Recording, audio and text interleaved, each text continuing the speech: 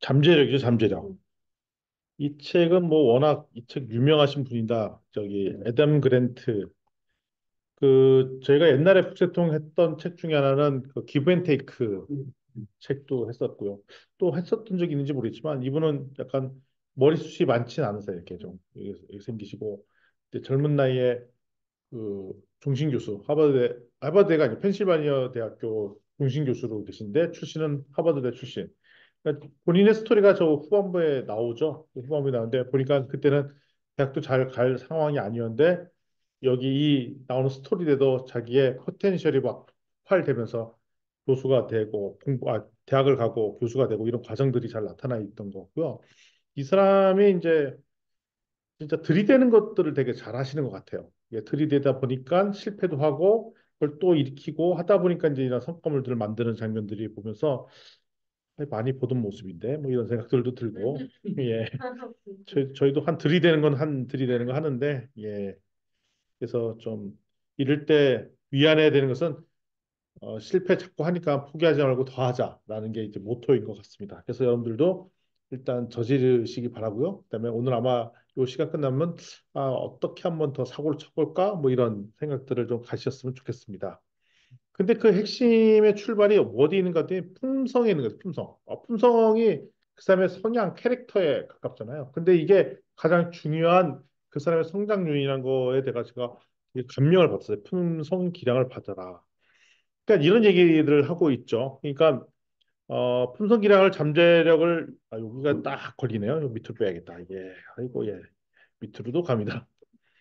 가장 성장한 사람은 똑똑한 사람이 아니라 얼마나 만들려고 애를 쓰는 사람이 성공한다. 그 얘기를 하고 있어요. 그러니까 여기도 체스판이 있는데 이 사람의 출발점이 높아서 높은 자리에 가 있는 거는 의미가 없고 이 사람의 출발점이 어디지 상관없이 얼마만큼 성장했느냐, 성장하려고 애를 썼느냐. 그래서 여기에 볼대로 만들려고 애쓰는 사람이 똑똑한 사람이다라고 얘기를 하는 것 같아요. 그래서 어떻게 보면은 자꾸 기회를 창출하고 저지르고 이런 사람들이 결국은 어, 큰 성장을 하는데 이렇게 되는 데의 핵심 키포인트가 어디냐는 이 사람의 품성에 들어있더라. 이 품성이 어떤 사람이냐에 따라 이런 애를 쓰느냐 아닌 사람이라 있다는 거죠. 그러니까 끝까지 뭘 해보려고 막 시도하고 저지르려고 하는 사람 이런 것이 좋은 성과를 얻을 수 있다는 것입니다. 근데 그러다 보면 이제 다른 사람의 평가에 자꾸 신경을 쓴 사람들은 완벽하지 않으면 주저주저하고 잘 안 하게 되잖아요. 그러면 다 준비된다고 시작하면은 그때 늦어버리는. 결국은 준비도 잘 못해 하고 일단은 잘 안 됐지만 일단은 저질러 보고 수정 보완하면 그러니까 전형적으로 창업적 영역을 보면 리스타트업 개념이랑 거의 똑같아요. 인스타트 개념과 똑같으면 그를 인생의 삶에서도 그냥 인스타트를 하는 거죠. 내가 그런 사람이 되고 싶다 그러면 처음부터 아직 내가 준비도 안 했지만 그 자리에 가 있고 저지르고 넘어지고 뭐 이런 과정들을 거치면은 더 성장하다. 그러면 사실 실패하니까 마음이 불편하잖아요. 뭐 모르는 사람한테 들이도 대야 되고 잘 못하는데 하겠다고 하고 나 실력도 없는데 자꾸 발표하겠다고 하고 그러면 여러 가지 잘 못하니까 창피함도 당해야 되고 그러면 그 자리가 편합니까? 불편합니까? 예, 이때 답변을 시원하게 불편하다라고 얘기. 불편하죠. 예, 불편해요. 그게 불편한 것이 익숙해져야 된다는 거예요. 그냥 내가 항상 잘 못한다고 욕 먹고 아니 왜 저희 교수님은 결국 이렇게 판 벌려놓고 이렇게 잘 못하셨어요. 그러게 말이다. 그리고 또 하고. 그러니까 그죠. 그러면 좀 앞으로 좀 잘해. 그러면 어떻게 보면 마음이 주눅이 들잖아요. 그러면 못하잖아요. 그러지 말라는 겁니다. 그러니까 그 불편한 상황에 노출돼서 그렇다고 이제 확 잊어먹고 그냥 나는 뭐 너는 얘기해라 나는 듣는다라 이렇게 하면 안 되고 반성을 해야 되겠죠. 다른 사람이 내가 잘못했어요. 뭐 불평을 얘기를 해요. 그러면서 뭐라고 할 때 그래서 노래를 부르고 있으면 안 된다는 거죠. 너는 얘기해라 나는 이어팟 꼽았다 뭐 이렇게 되는 게 아니라 그 불편한 상황을 인지해서 그 개선의 포인트로 바꾸라는 게 핵심 얘기입니다. 그러면 이제 자꾸 새로운 시도를 해보자는 거죠. 그래서 뭐 챗GPT도 나오고 뭐도 나오고 하면 그걸 같이 적용해보려고 들여다 보고도 하고 그러면 또 올해는 꼭 이거 성공할 거야. 대표적인 게 다이어트. 올해 꼭 성공할 거야. 영어 공부. 그러면 또 주변에서 얘기해. 헤이너 맨날 그래갖고 또 실패할 거 또 하냐? 거기에 마음 상하면 안 돼. 계속해. 제가 이제 집에서 맨날 욕먹는 것 중에 하나가 뭐냐면 제가 그렇게 자전거를 샀다 팔았다 샀다 팔았다 했었어. 자전거. 왜냐면 진짜 제가 내동 캠퍼스 집에서 자전거 타고 다니려고 샀어요.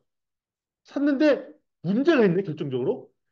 평상 국립대 가자 캠퍼스에서 여기 내도까지 오는데 길이 없네. 지금 이 생겼죠. 없었잖아요. 그래서 팔아먹었어.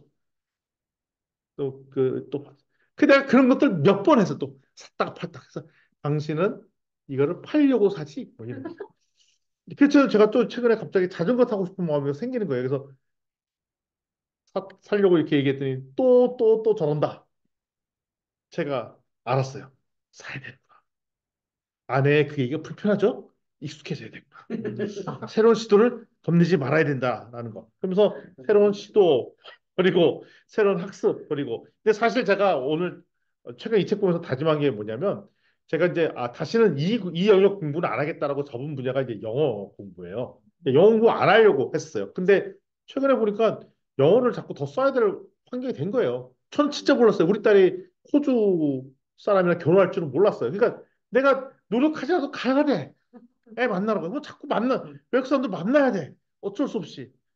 아이, 그러면 이제 더 이상 이제 나이도 먹고 단어 외우기도 귀찮고 하는데 보니까 이거 되보니까 그게 뭐 단어 외워도 되는 문제가 아니라 자꾸 말을 하고 실수하고 자주 저지르려고 하는데 이제 나이 이제 낯살이나 먹고 말도 못한다고 버벅대고 그러면 창피하잖아요. 근데 그거를 생각하지 말라는 겁니다. 그래서 새로운 시도를 해보. 그러니까 해보지 않으면 결국 얻을 게 아무것도 없다. 뭐 그런 얘기를 하고 있습니다. 그래서 잘해갖고 실전에 투입하지 말고 일단 저지르고 일단 불편함이 닿고 약간의 쪽팔림은 감수하고 그러면서 계속 시도하는 이런 전략을 추구해야 되는데 결국 불편함에 익숙해져야 된다.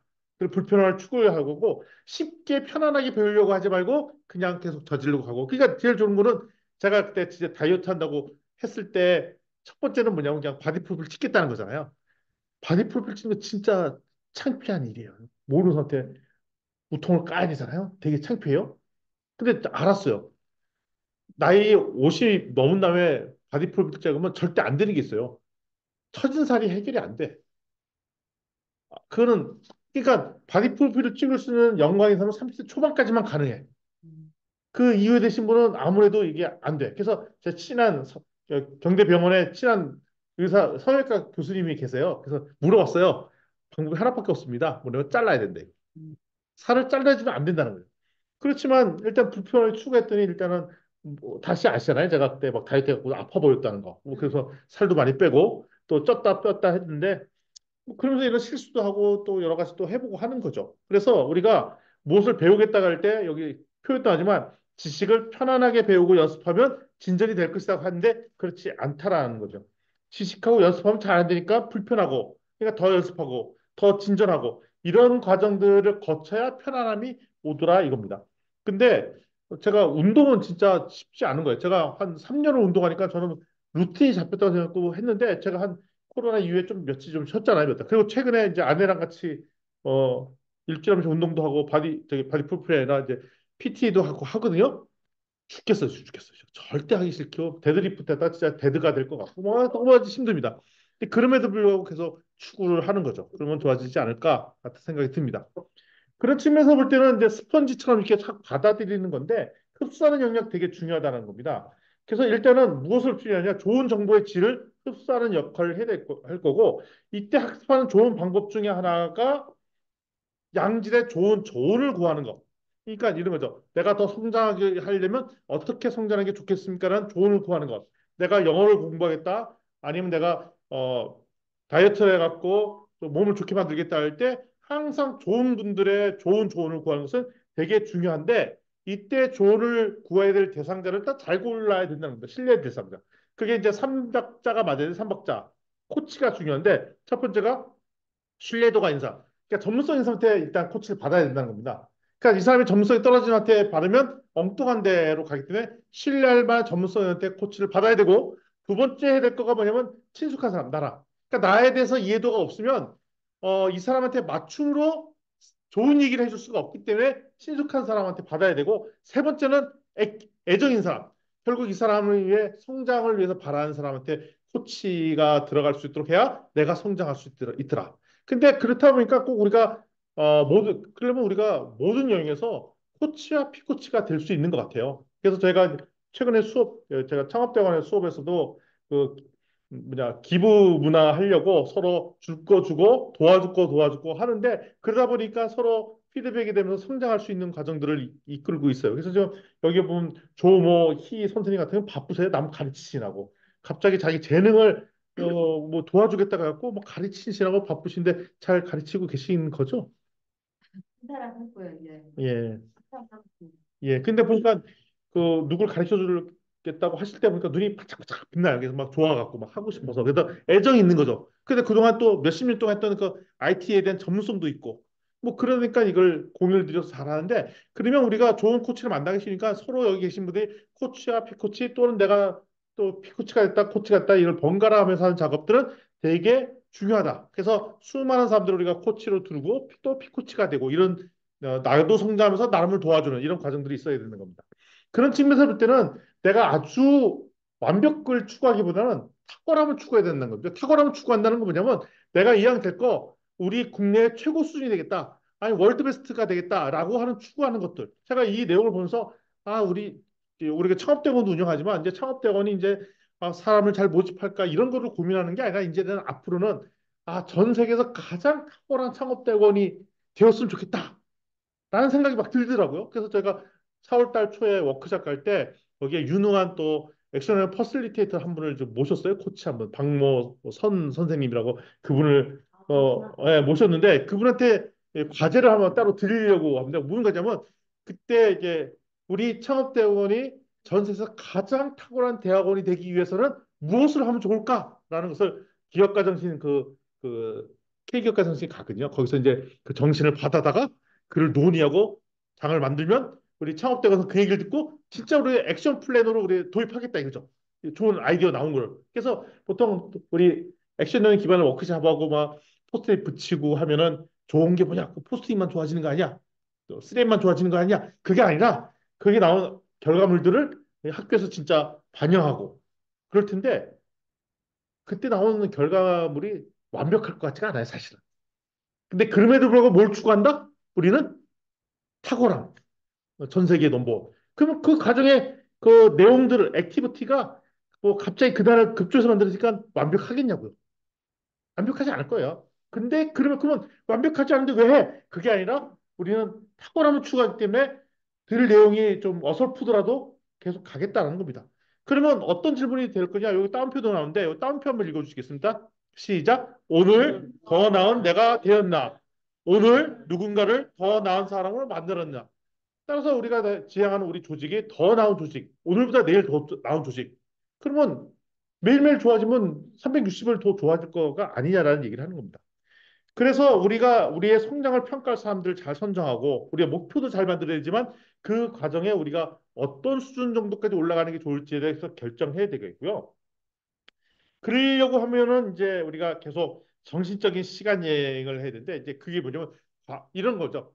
내가 과거에 나 자신이 현재의 모습 보고 어떻게 평가할지를 과거로 돌아서 미래를 본다든지. 그러니까 자기를 계속 반성해서 평가하고 또 가장 도전적인 또 도전도 하고 이런 과정들을 해야 된다는 겁니다. 아까 어떤 분이 요 그래프가 좋았다라고 얘기를 하셨던 분이 계셨죠. 이것처럼 뭐냐면 우리가 새로운 시도를 하고 그다음에 실수를 할 때 실수를 했기 때문에 다시는 안 한다라고 선언해 보면 결코 그 사람은 안 하게 된답니다. 그러니까 내가 실수했을 때 이걸로 부정적 피드백을 들었다 하더라도 그래서 나는 다시는 안 할래 하면은 그 사람은 성장이 없게 되는 거죠. 여기 아까 안도 선생님의 그림이 나오죠. 이게 교회의 모습을 그러는데 진짜 이거 보면 어, 진짜로 막 만든 듯한 느낌이에요. 콘크리트가 그대로 드러나 있잖아요. 근데 그 빛을 그 십자가 모양으로 해서 외부에 빛이 그대로 들어오도록 하고. 그냥 제가 보면 저거 난방 제대로 안 됐어. 죽을 거야. 근데 되게 있어빌리티하고 그다음에 탁월한 그 감각, 시선. 제가 최근에 그 여기 만경동 지식산업센터에 그 일반 주택을 개조해서 카페를 왔는데 거기는 이거보다 더 날 것으로 콘크리트가 막 드러나 있는 거예요. 근데 감당이 안 될 정도로. 그래서 진짜 이 고도의 신경을 써서 막 만든 듯한 느낌인 거예요. 난 나름대로 독특하다 그러는데 또 우리 아내는 되게 불편하대. 이 너무 막 만드는 것 같은. 근데 그게 계산해서 막 만든 듯한 느낌이라는 거죠. 예, 그렇지만 이렇게 오히려 불완전하기 때문에 탁월한 탁월한 작품들도 나올 수 있다라는 얘기를 하고 있습니다.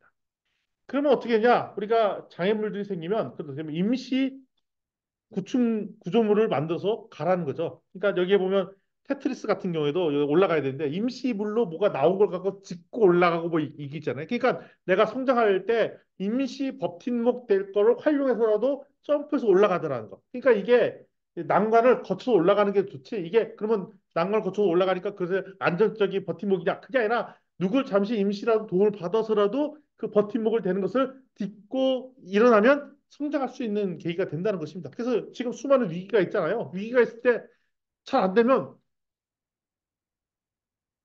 필살기 써서 누구의 도움을 받고 누굴 땜빵을 하더라도 버티면 이렇게 얘기할 수 있죠.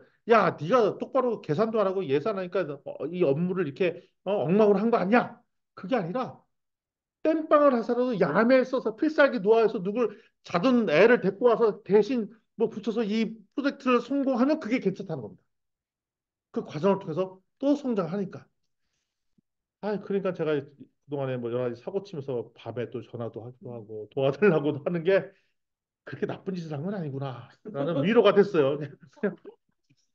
아, 뭐 그동안 또 일을 하면서 사고도 많이 쳤거든요. 제가 여기서 합리야. 예, 제가 되게 힘들 때 심야에 예, 주무실 것 같은 뭐 규 교수님께 전화도 드리고 그랬었어요. 막 도와달라고 그러면 또 박모규 교수님은 또 자다 깨셔갖고 뭐 이렇게 또 잘 도와주세요. 그러면 제가 보니까 그런 사실 정상적인 게 아니잖아요. 그렇게 갑자기 드리고. 근데 임시적으로 도와주셨던 거가 그게 버팀목이 돼서 성장하는 데 큰 도움이 된 듯한 느낌을 이 책에서 받았어요. 이 긍정적으로 그냥 해석을 하는 거죠. 뭐 어떻게 했어요? 이게 맞는지 아닌지 저는 모르겠어요.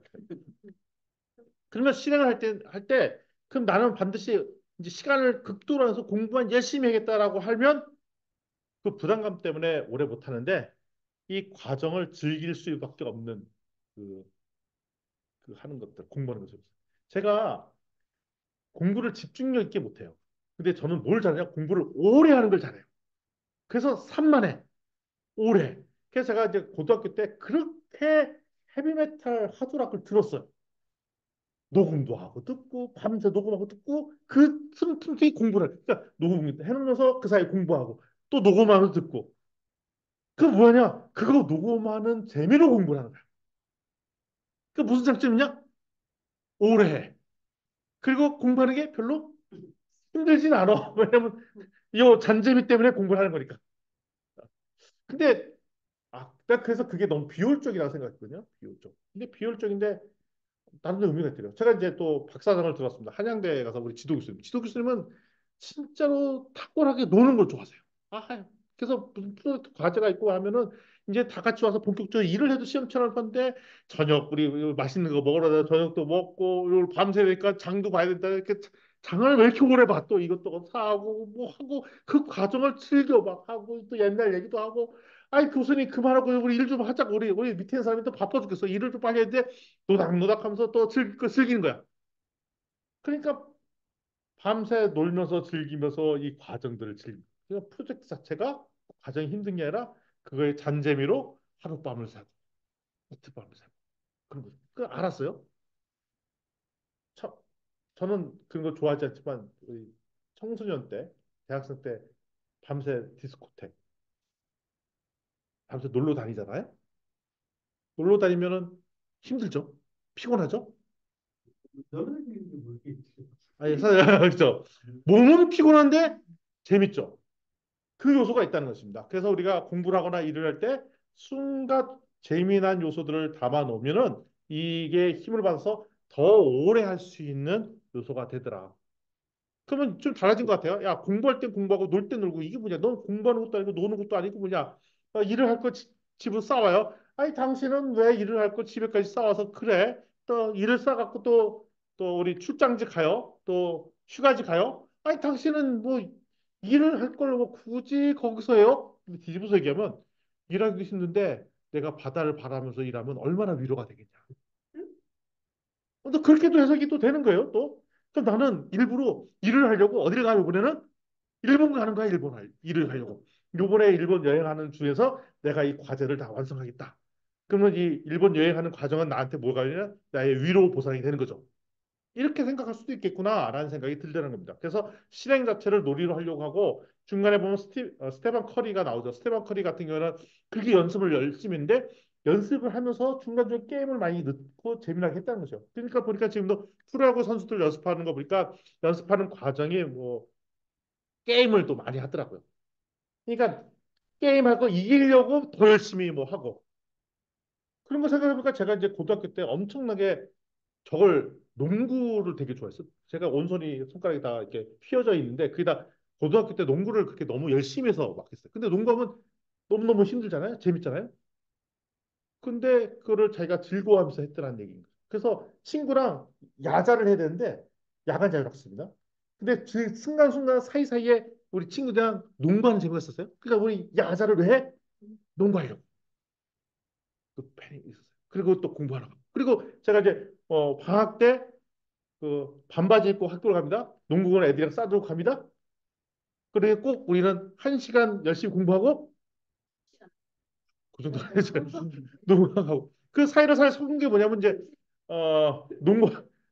농구하려고 공부하는 공부하려고 농구하는 뭐 이렇게 잔재미들이 있었더라라는 얘기를 하고 있습니다. 따라서 우리가 따분하고 반복적인 일상을 즐거움으로 반환을 하고 그다음에 그거를 성장하려고 하니까 우리가 스스로를 더 경쟁에 몰입할 수 있도록 하고 그 일상 자체가 더 재미난 요소들로 바꿔놓도록 하는 것. 그래서 따분하거나 이러지 않도록 바꾸도록 조용하고 그다음 중간중간 적절하게 또 휴식도 들어가게 해서 지치지 않도록 하는 것들을 하는 것이 되게 중요하다.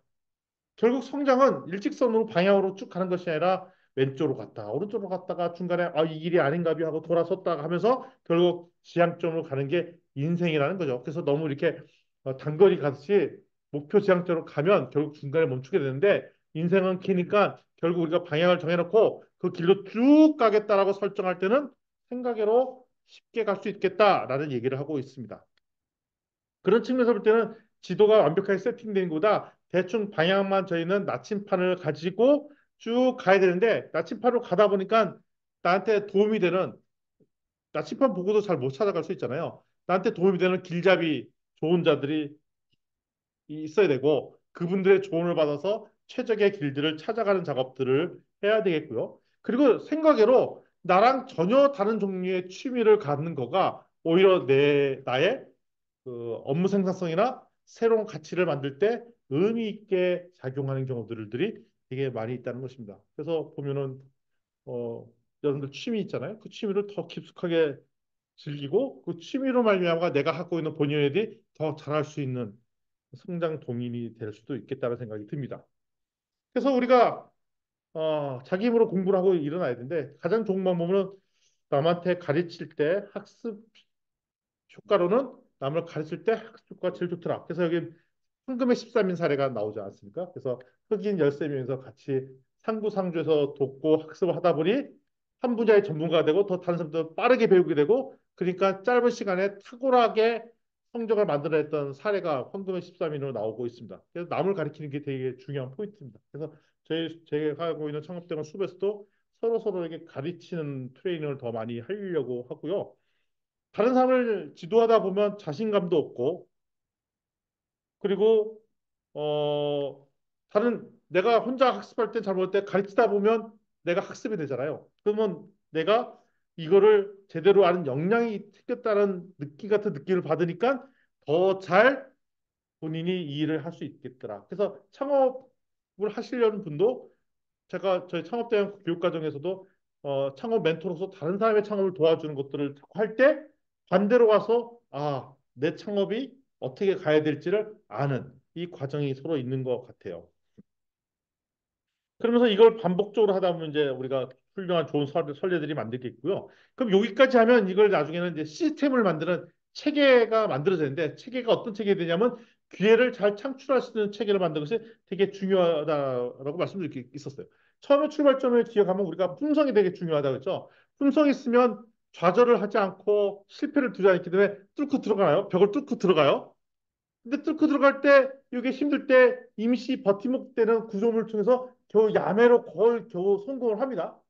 근데 한 번 이렇게 뚫어놓고 나면은 이제 후대 세대가 이걸 잘할 수 있도록 시스템을 만들어 놓는 것이 중요한데 이때 좋은 소위 말하는 품성을 기반으로 자기 실패를 두지 않고 뚫어 나갈 수 있는 앞서 나간 사람이 과거 시스템을 잘할 수 있는 체계를 만들어주는 것 이것이 되게 중요하고요. 그래서 이 후배들이 더 성장할 수 있도록 도와주는 체제를 맞추는 거가 결국 나한테도 도움이 된다라고 얘기하고 있습니다.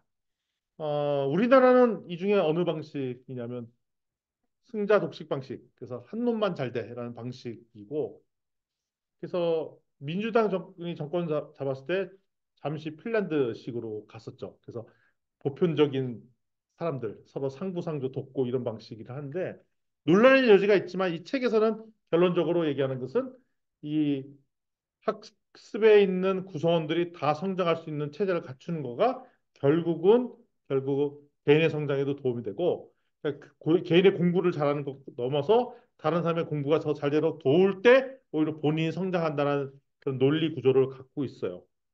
그래서 모든 사람이 성장 가능성이 있다는 전제를 깔고 있고 우리는 한 놈만 패. 뭐 이런 전략이 아니라는 거죠. 그 스포츠에도 마찬가지인데 스포츠에서도 우리는 엘리트 교육 방식을 하고 있는데 그것이 아니라 보편탄하게 모든 사람이 스포츠를 즐길 때 더 우수한 그 스포츠를 좋아하는 사람들이 나오지 않겠냐 이런 전략들도 있습니다. 이게 좀 사실 논쟁 구조가 있는데 길게 볼 때는 이 소위 말하는 애담 그란트. 그 애담 그란트는 공산주의자는 아니잖아요. 예. 자본주의자잖아요. 근데 오히려 반대로 이 보편성이고 우리의 소위 좌파 교육 시스템이라고 얘기하는 거가 더 옳다라고 얘기를 하고 있습니다. 그래서 학교의 시스템이 모든 학생의 최고의 기량을 발휘할 수 있도록 설계가 돼야 되고 한 사람도 포기하지 않도록 설계가 되어 있고 모든 사람이 잠재력이 있다라고 봐야 될 텐데 결국 그러다 보니까 지금 현재의 수준보다 이 사람이 성장할 가능성을 보고 설계를 도와주는 것이 되게 좋지 않겠느냐. 그래서 결국은 이 나라가 성장하려면 교육의 모든 전문가가 투자되고 교사가 그런 역량을 갖출수록 잘 도와줄 수 있는 체제를 갖춰야 돼 있고 특히 교사가 팀으로 이런 것을 활동할 수 있는 학생들을 위해 도울 수 있는 체제를 갖춰야 되는 거고. 근데 우리나라에서 이거 쉽지 않은데 한 학생의 교사로서 몇 년을 계속 지속하면서 같이 멘토로서 성장할 수 있도록 하는 것. 아마 우리나라는 매년 담임이 바뀌고 교사가 사립학교 말고는 이제 공립학교 같은 돌아가면서 떠나야 되고 뭐 이런 거가 있잖아요. 근데 그게 대학교에서도 쉽지 않은 것 같아요. 대학교에 보면 경영학과 이런 데 100명씩 되잖아요. 그래서 어떤 때는 같은 학과 교수님이랑 학생이랑 교류할 점이 되게 적게 되는 경우들이 있어요. 그래서 이런 경우는 어떻게 하면 좋지? 우리 대학교 같은 시스템에서는 진짜 그 특정한 학생들을 계속 성장할 수 있도록 지속적으로 좀 도와줄 수 있는 체제를 만들면 좋겠는데 우리 창업대에서 그렇게 하면 어떻게 하면 좋을까라는 고민하고 있습니다. 그래서 지금 저희 이번 학기에 다시 신설된 것 중에 하나가 다시 학생 상담을 좀 더 강화하는데 어떻게 하면 이것을 잘 해야 될지를 고민하고 있어요. 그런 걸 우리는 관계 고리 맺기라고 하는데 그래서 뭐 고민을 하고 있습니다. 그래서 교수가 아니라 코치고 멘토고 이런 느낌으로 주고받고 하고 그래서 방학 때는 그래서 자꾸 여러분들께 신방도 가려고 하고 뭐 그렇습니다. 조만간 연락 가서 찾아가면 커피 한잔 하고 신방하고 고성도 가고 예 그때는 울산에 있을지 모르겠지만 가고 뭐 어떻게 삼천포 가고 뭐 이래야 될 것 같아요. 그래서 결국은 그 개인 개인의 관심사가 프로젝트로 바뀌고 그 프로젝트가 승화할 수 있는 학교 시스템으로 가려면 사실 우리 대학교도 지금 많이 바뀌어야 되는데 그런 측면에서 보면 우리 창업대학원은 약간 유두리가 있는 것 같아요. 그럴 수 있는 여지들은 있더라. 예, 그래서 지금 학과의 어느 팀들은 뭐 아침부터 뜀박질하고 너무 바쁘신 분들도 계시잖아요. 예, 조모 선생님 뜀박질하는 팀 화이팅. 예, 얼마나 오래 할지 네, 기대가 됩니다. 그러면서 결국은 팀의 집단성을 잘 발굴하는 것이 좋은데 결국 집단을 팀 단위로 액티비티가 되도록 해야 되고 그러면 팀이 잘 돌아가는 것은 결국 아까 품성이 좋은 사람, 친화력이 좋은 사람. 그러니까 우리가 이럴 수가 있어요. 탁월한 리더십은 강력한 그러니까 독재, 카리스마가 있는 사람이 팀을 이끌어간다. 물론 이제 군대처럼 뭐야 그거 그것이 상명하복 시스템이 가지고 이 시스템에서 단순화되는 그런 분이 잘 맞을 수가 있겠죠.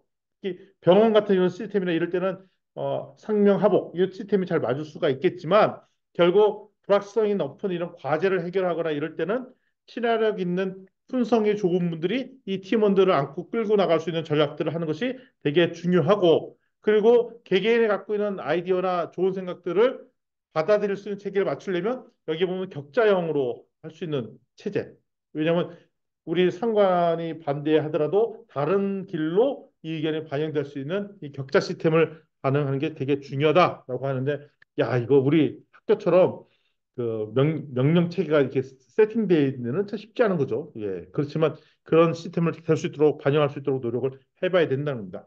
요거는 지금 되게 좋은 이론이에요. 우리가 액션을 기반으로 의견 모을 때 이런 방식 쓰나요? 그 말로 아이디어를 내지 말라는 거고, 아이디어는 기본적으로 텍스트로 적어서 내고, 좀 다른 거는 이게 음, 이걸 가지고 또 개별로 다 흩어져서 나눠준 다음에 거기다가 피드백을 다 적어서 다시 모은 내용을 가지고 와서 토론을 하면 그때 가장 탁월한 성과물을 냈다라는 게 이제 경영학 조직론에서 나온 이론들이에요. 그래야 자기의 사견을 충분히 담은 의견들이 차단되지 않고 다 반영될 수 있고, 그리고 나서 또 보이는 게 아니라 다시 한번 다른 사람의 의견을 보면서 내 생각을 정리할 수 있는 이런 방법론을 쓰는 것들도 되게 의미가 있다라고 얘기를 하고 있습니다. 결국 구직하고 대학 입학 사정을 할 때 원서를 발견하는데 그게 짧게 뭐 10분, 15분의 인터뷰를 통해서 발견할 수 있는 거는 아니잖아요. 그래서 어떻게 보면은 그 사람이 갖고 있는 지금 학력, 또 경력, 그것만 보고 사람 뽑으면 이 사람이 얼마나 성장할 수가 없으니까 여기에 보면 재미난 사례가 있잖아요. 중간에 맨 뒤에 보면은 그 어디야 그 저기 우주항공선에서 일을 하는 사람들 보면 거기에 보면 커리어, 자기의 커리어에서 어느 정도 성장했는지를 보여줬을 때 나중에 꿈이 이루어지는 모습들을 볼 수가 있지 않습니까? 그래서 사람들 평가할 때 현재 이 사람의 점수, 평가 이걸 보는 게 아니라 궤적을 보라. 궤적을 보라면 얼마나 이렇게 성장하고 있는 거가 최근에 일어나는지를 보는 것이 되게 중요하고 그리고 우리가 이 사람을 인터뷰하다 보면 이 사람이 진짜 좋은 장점을 발견할 수 없기 때문에 최대한으로 지원자의 빛나는 포인트를 발견할 수 있도록 그 인터뷰 과정들을 하는 것이 되게 중요하고 만약에 이 사람이 자기 것을 잘 못 보여준 것 같아. 그러면 반복해서라도 기회를 제공해 주는 것이 되게 중요하다라는 것입니다. 그러니까 이것도 되게 쉬운 포인트가 아닌데 이 사람이 잘했는지 안 했는지 평가는 결국 산출물 먹고 가는 게 아니라 그동안 이 일을 통해서 얼마나 더 성장을 했는지로 갖고 평가하는 것. 그러니까 우리가 좀 창업주식대학을 하고 있지만 창업주식대학도 결국 말마지의 평가를 매출, 고용, 투자 이걸로 보거든요. 근데 그게 아니라 처음 시작할 때보다 1년을 지나고 났더니 이 사람이 얼마나 성장한 기업인가 그걸 잡아내야 되는데 이게 좋은 평가 지표로 반영이 잘 안 돼 있어요. 그래서 저희도 숙제인 거죠. 왜냐하면 아니 원래 여기 100억 하던 회사가 105, 101억을 했어요. 거의 성장 안 한 거잖아요. 근데 101억이라는 숫자에 꽂히는 거고 어떤 기업이 1억 하다가 20억 했어요. 그건 20배 성장한 거잖아요. 그 기업은 되게 노력을 한 거란 말이에요. 그렇지만 101억 한 기업에 비하면 아무것도 아닌 거죠. 그래서 오히려 101억 한 데가 더 잘한 기업이라고 평가되는 체제가 돼 있다는 말이죠. 그래서 이걸 어떻게 좀 깰 수 있는 방법이 없을까라는 것들을 지금 고민하고 있습니다. 결국 우리는 그냥 1등이든 3등을 보는데 1등이든 3등을 하기 전에 그 사이에 얼마나 어려움과 아픔을 끊고 올라왔는지 이게 되게 의미 있는 그림이죠. 그리고 대학교에서 평가할 때 저 사람이 수상작이 얼마냐 파이널로 받을 수 있는 평가 지표만 보는 게 아니라 어느 정도 계속 성장하면서 올라가는지 이걸 보여주는 것이 되게 중요하다라는 이야기를 하고 있습니다. 오늘 여러분들의 숨은 잠재력을 발견하는 계기가 이 책을 통해서 이루어졌습니다.